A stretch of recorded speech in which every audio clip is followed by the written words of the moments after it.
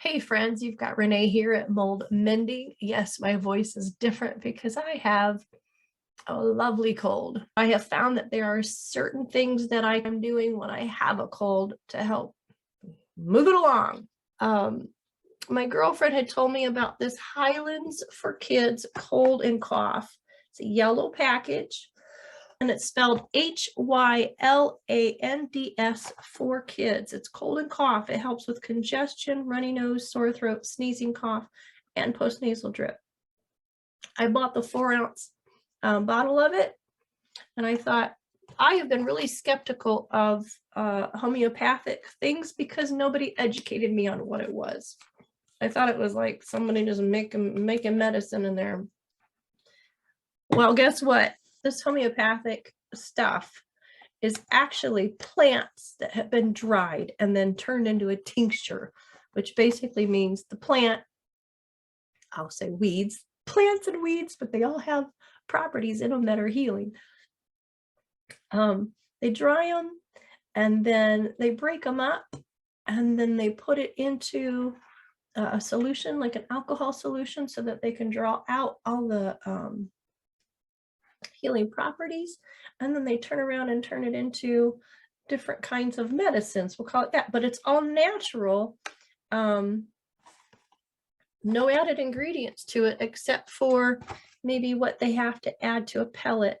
So all these things are a certain kind of plant and tells you how much of it has been put in there, and it indicates active ingredients are in the official homeopathic pharmacopoeia of the United States. See, I can't even say the words because it's so new to me. But anyway, people, tried this Highlands cold and cough daytime homeopathic natural relief liquid. It says that for adults and children 12 years and over, that you should do 15 milliliters. Well, guess what? Renee here is sensitive to everything. So I thought, because it's got several different plants in here and I only try one thing at a time, and it takes me a couple days for reactions to happen as well, we're going to take a very small amount and pray that I don't get a reaction. So I took their little cup, filled it to their 5 milliliter mark, ml, 5 mLs. I filled it with the cold and cough solution in there, 5 mLs. I think it was around 5:30 at night. I took my first 5. Then right before bed, it was like 8:45. I took another 5 ml. I noticed no reactions whatsoever, no allergic reactions to it when I took it. But the craziest thing is when I laid down, immediately one nostril completely cleared up. I was like, this is weird. It's like, whoo! It all of a sudden just cleared up one side where I was able to breathe again. So right now, I haven't taken any today. But it was the craziest thing that it happened instantaneous. I can't remember what happened the first time I tried it, but I'm telling you, when I went to lay down, it literally was within minutes. I recognized the change. I also recognized the cough was different. I also recognized the first night of using that, I slept.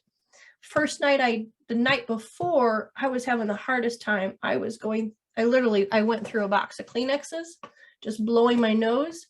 I knew that the hacking was going to start the next day because the blowing of the nose wasn't just that thin drip, but it was becoming really thick and mucousy.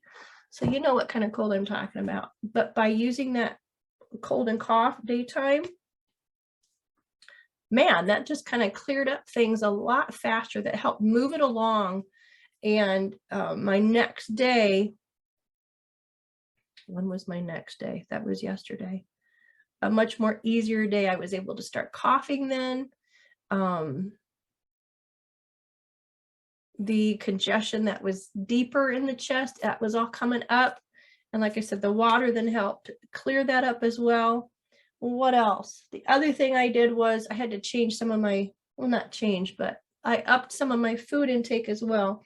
Other thing I did was I thought, well, we're going to have to get chicken back in, and I'm always doing lots of vegetables, but here I've got a wok before ready to cook, I've got 4 cups of my broccoli cut up in here. And I've got, what else do I have in here? I've got a cup of chicken and probably a cup. Do I have a cup of chicken? Nah, that's half a cup of chicken and a cup of the broth.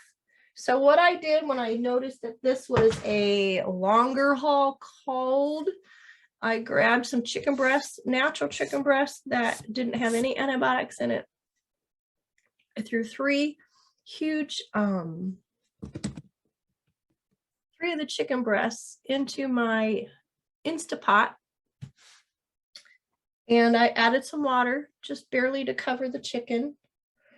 And then I added, the only thing I added to it flavor-wise was just my my sea salt, my Himalayan sea salt, just for flavor. And I turned it on to the poultry, and I actually had it go for 50 minutes, 50 minutes. That was the fastest meal for me, because typically I'm doing a huge pot roast and all that good stuff. But I thought, I'm going to need my chicken. I'm going to need some broth. So I made that, and then I took that chicken and shredded it once it was out of the Instapot. And I have it in a container in my fridge.